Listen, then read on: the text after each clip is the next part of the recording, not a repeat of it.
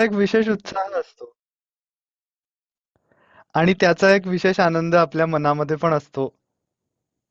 वातावरण पण खूप उत्साहाचं असतं. एकत्र येऊन सगळ्यांनी एखादं उंच ध्येय साध्य करणे, हे त्या दहीहंडीचं खरं तर वैशिष्ट्य आहे. आपल्याला माहितीये बाळकृष्ण सगळ्या गोपाळांना म्हणजे गोप बालकांना जमवायचा आणि ती दहीहंडी त्याचा थर रचून ती फोडणे आणि त्यातलं लोणी खाणे किंवा जे काही असेल ते सगळं. तर त्याप्रमाणे सगळ्यांनी एकत्र येऊन मग पार माकडं बिकडं सगळे प्राणी पण असायचे त्याच्यासोबत लोणी खायला. जे कोणी येतील त्यांना तो द्यायचा लोणी.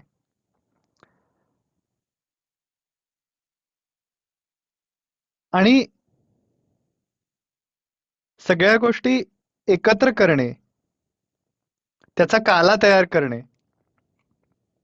आणि तो सगळ्यांमध्ये वाटून खाणे. ही अशी एक परंपरा आपल्याकडे जी तेव्हापासून आहे, तर त्याचाच आपल्या आध्यात्मिक ज्ञानाच्या संपादनासाठी देखील आपल्याला उपयोग करून घेता येतो, की आपण सगळेजण एकत्र मिळून उपासना करू. एकत्र मिळून एक उंच ध्येय आयुष्यामध्ये गाठण्याचा प्रयत्न करू. एकमेकांच्या मदतीने, ज्याप्रमाणे दहीहंडीचे थर रचले जातात, त्याप्रमाणे आणि त्यातला एक जरी मुलगा त्या थरातला त्याने काही गडबड केली तर सगळीच्या सगळी तो जो सगळा थर आहे तर तो खाली कोसळण्याची शक्यता असते.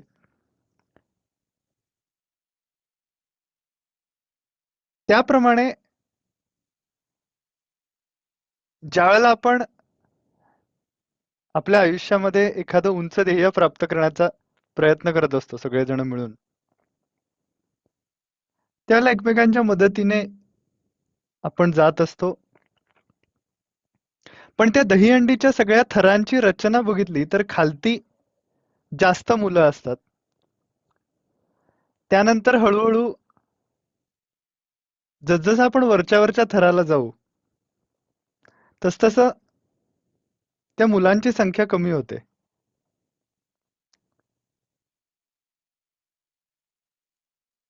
मनामध्ये असं आलं की ज्यावेळेला आपण ध्यानाला बसतो त्यावेळेला सुरुवातीला बरेच विचार असतात. म्हणजे आपण हे ठरवून बसतो की आता फक्त आता फक्त आपल्याला स्ववरती अवधान केंद्रित करायचंय. हे ठरवून आपण ध्यानाला बसतो. बाकी कुठलेही विचार नकोत हे ठरवून ध्यानाला बसतो. त्या आपल्या सगळ्या धारणा, विचार ते सगळे की आता मी बाकी कुठलाही विचार करणार नाहीये, फक्त ध्यान करणार आहे, शांत बसणार आहे आणि ध्यान म्हणजे मस्तकामध्ये अवधान केंद्रित करणार आहे शांतपणाने, मंत्र चालवणार आहे आणि हळूहळू माझ्याच स्ववर म्हणजे मीच्या अस्तित्वाच्या जाणीवेवरती हळूहळू अवधान केंद्रित करण्याचा प्रयत्न करणार आहे. आता हे सगळे भरपूर विचार, भरपूर शब्द आहेत या धारणेमध्ये. ते सगळे घेऊन सुरुवातीला ध्यानाला बसणं हा आपल्या दहीहंडीच्या थरांमधला पहिला थर. मग त्यानंतर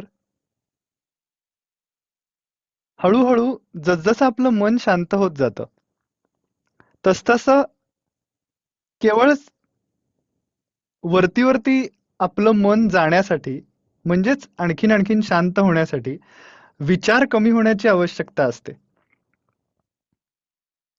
आणि मग ते विचार जसजसे कमी होतील, शेवटी फक्त एकच विचार किंवा एकच एक मंत्र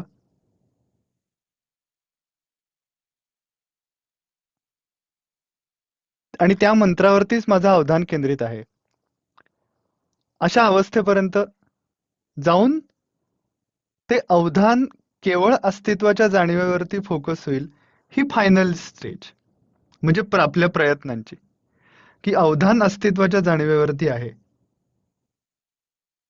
हा आपल्या प्रयत्नांमधला टप्पा इथे संपला, की बाकी कुठलेही विचार नाहीत आणि अवधान केवळ अस्तित्वाच्या जाणीवेवरती केवळ अवधान आहे. ईश्वराच्या अस्तित्वाच्या जाणीवेवर म्हणा किंवा माझ्या स्वतःच्या अस्तित्वाच्या जाणीवेवर म्हणा. पण त्यासाठी ध्यानाशी संबंधित वृत्ती सुद्धा हळूहळू कमी कमी कमी करायला लागतात आणि अवधान केंद्रित करण्याची प्रक्रिया वाढवावी लागते. आणि ती ऍक्च्युअली अवधान केंद्रित करण्याची प्रक्रिया ही खरं तर ज्या वेळेला शब्द मनामध्ये असतात ते शब्द ते अवधान केंद्रित करण्यासाठी मनाला एक पुश देत असतात. पण शब्द म्हणजे अवधान नव्हे, जसं त्याप्रमाणे मला जर का माझ्या आतमध्ये ईश्वराचा अनुभव घ्यायचा असेल तर मला त्याच्या अस्तित्वाच्या जाणीवेवरती शब्दरहित अशा प्रकारे केवळ माझं लक्ष तो तिथे आहे या अस्तित्वाच्या भावावरती केंद्रित करायला लागतं. मी ज्याला असं म्हणतो की समजा श्रीराम असा मंत्र असेल तर जेव्हा मी श्वास घेताना श्रीराम असं म्हणतो त्यावेळेला मी ज्याचं नाव घेतोय तो म्हणजे राम तिथे आहे हा भाव मनामध्ये धरून जर मी नाम घेतलं आणि त्या त्याच्या असण्याच्या भावावरतीच मी माझं लक्ष केंद्रित केलं तर मग जो कन्सर्न डेव्हलप होतो आपल्या मनामध्ये त्या कन्सर्नला महत्व आहे. आणि खरं तर तो कन्सर्नच आपल्या मनामध्ये शांतपणा निर्माण करत असतो.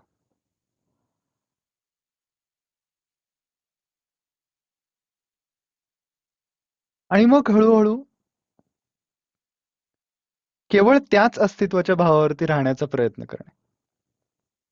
म्हणजे ज्याप्रमाणे दहीहंडीमध्ये वरवरच्या थरांमध्ये आपण जसजसं जाऊ तसतसे मुलांची संख्या कमी होते त्या त्या थरामधल्या, तसतसं जसजसं माझं मन शांत होत जातं तसतसं माझ्या मनातल्या विचारांची संख्या कमी होते. आणि सगळ्यात वरती जो गोविंदा जातो की जो हंडी फोडतो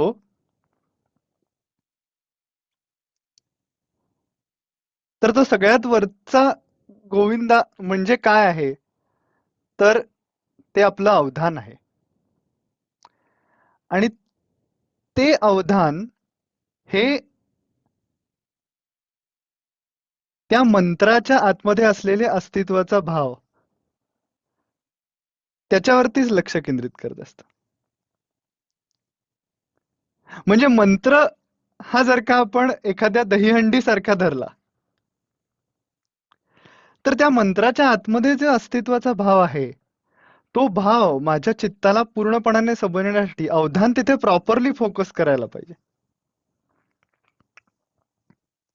समर्थांनी दासबोधामध्ये फोडूनी शब्दांचे अंतर वस्तू दाखवी निजसार तोची गुरु माहेर अनाथांचे असं सद्गुरूंचं वर्णन करताना म्हणले की फोडूनी शब्दांचे अंतर याचा अर्थ की सगळे तत्वज्ञानाचे विचार सगळ्या गोष्टी सगळी थेअरी जो फोडून त्याच्यातला अंतरंग सांगतो म्हणजे आपल्याला घेण्यासारखी गोष्ट सांगतो आपण करायचं काय आहे हे सांगतो तो म्हणजे सद्गुरू म्हणजे ती व्यक्ती म्हणजे सद्गुरू असं समर्थांनी म्हणलंय.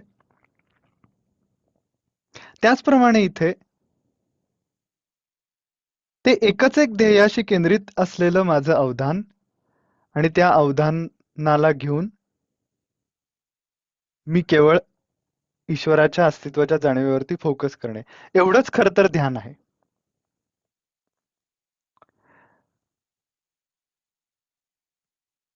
आणि ते जे अवधान आहे ते अवधान मला पूर्णपणाने त्या सुरुवातीच्या सगळ्या विचारांच्या बॅकग्राऊंड मधनच ते एकमार्गी असं अवधान तयार होतं. म्हणजे मनामध्ये जर का मी खूप बाकी सगळे पण विचार भरपूर करत राहिलो ज्याप्रमाणे दहीहंडीमध्ये त्या थरांच्या मध्ये अशीच मुलं असतात की ज्यांना एक ध्येय असतं. त्याप्रमाणे माझ्या मनातही ध्यानाला बसण्याआधी किंवा बसल्यानंतर सुद्धा असेच विचार पाहिजेत की त्या विचारांना thoughts leading to meditation are allowed. आणि ते थॉट्स लीडिंग टू मेडिटेशन हे म्हणजे सगळ्यात खालचा थर जो दहीहंडीचा आहे तो. मग हळूहळू वरती वरती आपण जायला लागतो.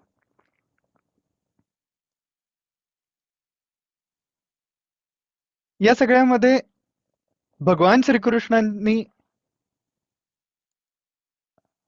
भगवद्गीतेमध्ये जे दोन मुख्य श्लोक सांगितलेत ध्यानाशी संबंधित,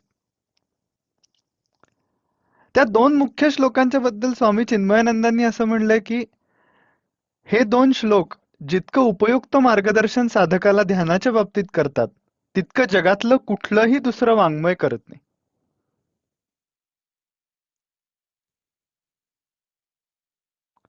आणि ते दोन श्लोक म्हणजे पहिला श्लोक त्यातला संकल्प प्रभवान कामान त्यक्त्वा सर्वान अशेषतः,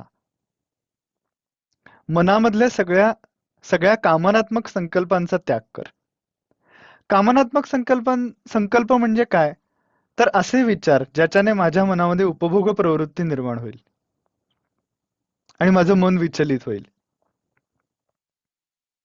संकल्प प्रभवान कामान म्हणजे काम प्रवृत्ती. काम म्हणजे काम वासना असं नव्हे, तर कुठल्याही प्रकारची इच्छा उपभोगात्मक त्या वेळापुरती. आयुष्यामध्ये बाकी जगताना सगळ्या इच्छा सोडून दे असं म्हणलेलं नाहीये. ध्यानाला बसल्यानंतर मला जर का एका ठिकाणी अवधान केंद्रित करायचंय, तर काही गोष्टी मला सोडून द्यायला लागतील.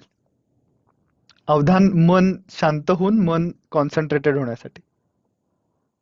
त्याप्रमाणे संकल्प प्रवाहान कामास त्यक्त्वा सर्वान अशेषतः, सगळे संकल्प आणि निश्शेषपणाने सोडून दे. म्हणजे त्याच्यामध्ये इंटरेस्ट सुद्धा तो, म्हणजे आता मी तो विचार सोडून दिलाय पण कुठेतरी त्याचा प्रभाव मनावरती आहे, सगळंच सोडून दे. मनसैवेंद्रिय ग्रामम विनियम्य समंतता असा त्या श्लोकाचा पुढचा चरण आहे. म्हणजे मनसैवेंद्रिय ग्रामम म्हणजे मनानेच इंद्रियांच्या गावाला सर्व बाजूने नियंत्रित कर. इंद्रियांचं गाव असं काव्यात्मक रीतीने किंवा एक उपमा ज्याला आपण म्हणतो त्या रीतीने म्हणलं गेलंय. म्हणजे सगळ्या इंद्रियांचा समूह आणि त्या इंद्रियांच्या मधनं निर्माण होणाऱ्या उपभोग वासना किंवा इच्छा,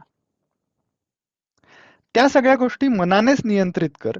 हा पहिला श्लोक झाला. जे दोन श्लोक उपयुक्त मार्गदर्शन करतात त्याच्यातला हा पहिला झाला. दुसरा श्लोक म्हणजे शनै शनैः रूप रमेत बुद्ध्या धृती गृहीतया. शनै शनै म्हणजे टप्प्याटप्प्याने. सावकाश असा त्याचा अर्थ काही काही वेळेला घेतला जातो. पण सावकाश असा अर्थ, सावकाश आपलं ध्यान ध्यान आपलं सावकाशच चालू असतं. आपल्याला म्हणजे असं आपण खूप अगदी मला हे जमलंच, मला हे करायचंच आहे वगैरे असं म्हणून आपण त्यावेळेला बसू शकतो, पण इतर दैनंदिन व्यवहारामध्ये आपल्याला त्याचा विसर पडलेला असतो. त्यामुळे ओव्हरऑल आपली अध्यात्मातली प्रगती ही संथच चालू असते. त्यामुळे शनै शनै याचा अर्थ सावकाश असं घ्यायच्या ऐवजी टप्प्याटप्प्याने असा त्याचा अर्थ घ्यायला पाहिजे.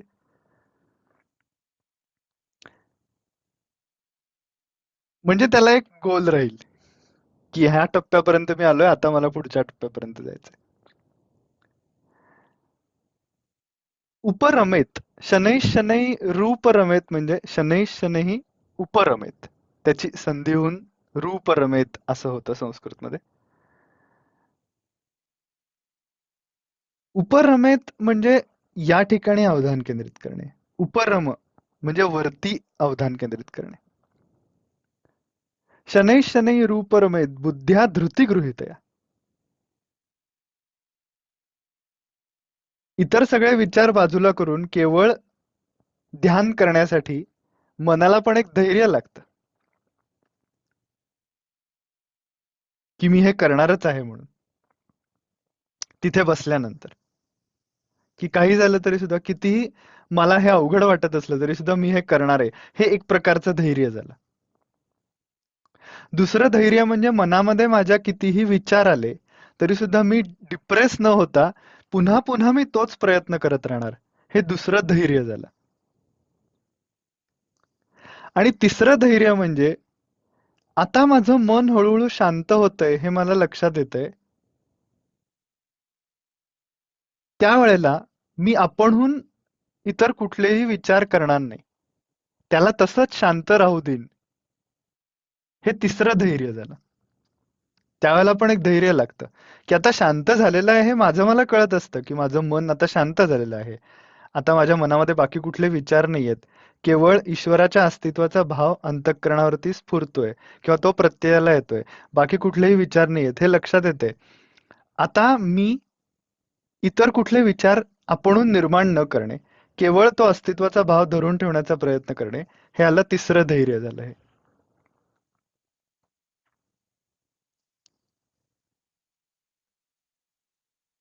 आणि जसजसा अस्तित्वाच्या भावाचा प्रभाव माझ्या अंतःकरणावर वाढत जाईल, म्हणजे जसजसं मला ती गोष्ट आणखीन आणखीन स्पष्टपणाने कळू लागेल आतमधून. कळू लागेल याचा अर्थ मलाच त्याचा प्रत्यय येईल. शांतीप्रधान आनंद ही त्याची खूण आहे. मग कुठल्या देवाच्या सगुण रूपाचं दर्शन होतं, कुठला प्रकाश दिसतो, आवाज ऐकू येतो, अशी कुठलीही वर्णनं भगवद्गीतेत सांगितलेली नाही. त्याच्या त्याच्या मनाच्या ठेवणीनुसार त्याला ते काही दिसेल वगैरे किंवा नाही पण दिसणार, पण तो उद्देश नाहीये.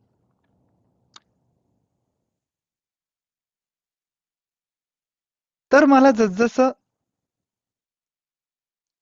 या शांतपणा आणि शांतीप्रधान आनंद अनुभवाला येत जाईल, तसतसं आता फक्त तोच धरून ठेवणे, बाकी कुठलाही विचार त्याच्यामध्ये न करणे. या सगळ्या प्रक्रियेसाठी धैर्य लागतं. म्हणून शनैः शनैः रूप रमेत बुद्ध्या धृती गृहीतया, म्हणून या धृतीची आवश्यकता या ठिकाणी आहे. आत्मसंस्थम मनः कृत्वा न किंचिदपि चिंतयेत. आत्मसंस्था म्हणजे स्ववरती अवधान केंद्रित करून इतर कुठलाही विचार न करणे. न किंचिदपि चिंतयेत.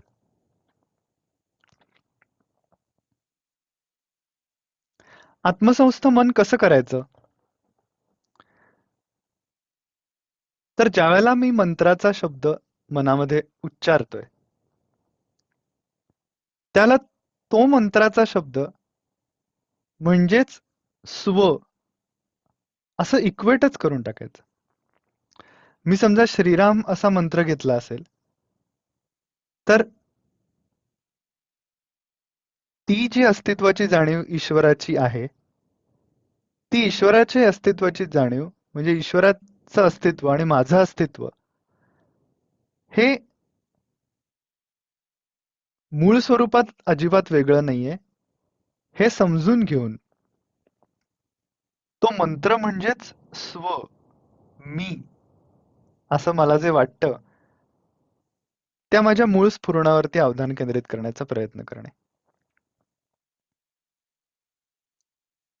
आणि हे होतं, नक्की होतं.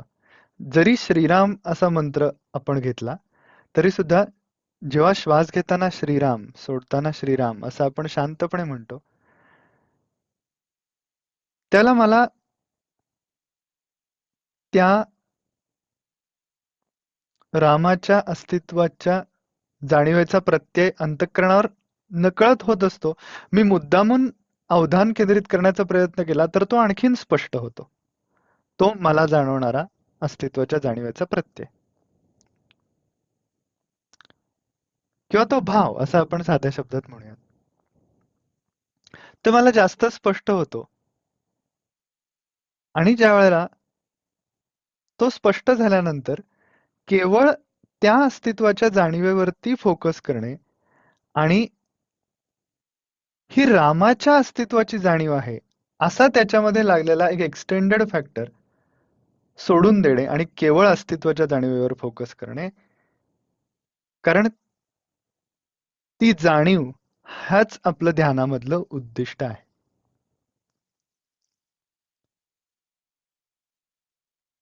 पण मग रामाचं काय होईल? रामाचं काही होत नाही.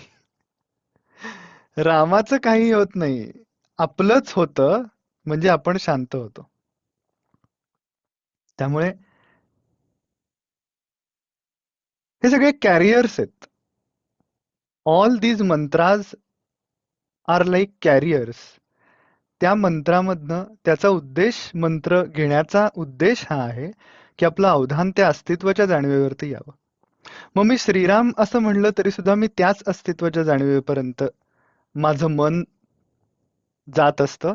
मी स्व असं म्हणलं तरी सुद्धा त्याच अस्तित्वाच्या जाणीवेपर्यंत माझं मन जात असतं. मग मी शिव असं म्हणलं, शंकरा शंकराचं नाव घेतलं तरी देखील त्याच अस्तित्वाच्या जाणीवेपर्यंत मन जातं. सोहम असं म्हणलं तरी सुद्धा त्याच अस्तित्वाच्या जाणीवेपर्यंत जातं. कुठलाही मंत्र हा मला शेवटी तिथेच नेऊन पोहोचवतो. त्यामुळे तो अस्तित्वाचा भाव, त्यामध्ये मन ठेवणे, असा अशी आज्ञा भगवान आपल्याला करतात. आणि त्यासाठी आपण धैर्ययुक्त बुद्धीने हा प्रयत्न करत राहावा असा आशीर्वाद ते देतात. त्यांनाच नमन करून आपण आता थोडा वेळ शांत बसूयात. हरिओम.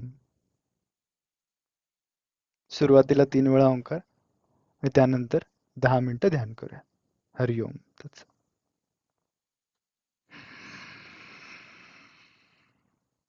हो.